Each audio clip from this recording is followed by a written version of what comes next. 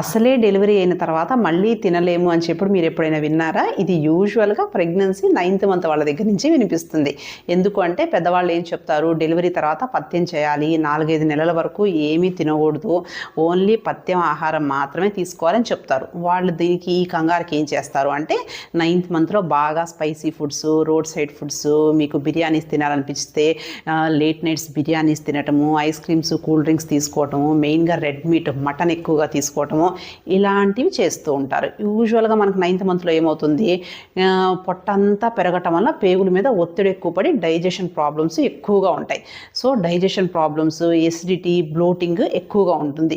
మనం ఇలాంటి ఫుడ్ తీసుకోవటం వల్ల 9th మంత్లో ఈ ప్రాబ్లమ్స్ పెరగటమే కాకుండా మనకి ఆ డైజెషన్ ప్రాబ్లమ్స్, హెవీనెస్ వల్ల స్లీప్ డిస్టర్బెన్సెస్, పొట్ట మీద అంతా ఒత్తిడి పడటం వల్ల బ్రెత్లెస్నెస్గా అనిపించటము, అంతేకాకుండా సడన్గా వెయిట్ పెరగటం వల్ల ప్రెగ్నెన్సీలో షుగర్లు, బీపీలు సడన్గా పెరిగే ఛాన్స్ ఉండటం, రకరకాల కాంప్లికేషన్స్ వస్తాయి. యూజువల్గా మీరు డెలివరీ తర్వాత 2-3 డేస్లో నార్మల్ డైట్ అనేది తీసుకోవచ్చు, అన్ని రకాల ఫుడ్స్ తీసుకోవచ్చు.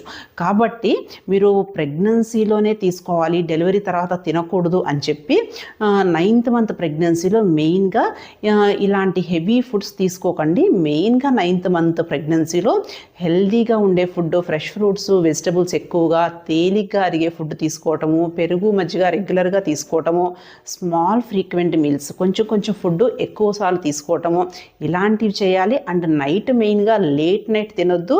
తిన్న తర్వాత ఖచ్చితంగా 10-15 మినిట్స్ వాక్ చేయటము, ఈ జాగ్రత్తలు తీసుకుంటే మీకు 9th మంత్ ప్రెగ్నెన్సీలో ప్రాబ్లమ్స్ రాకుండా ఉంటాయి. ఓకేనా? Thank you.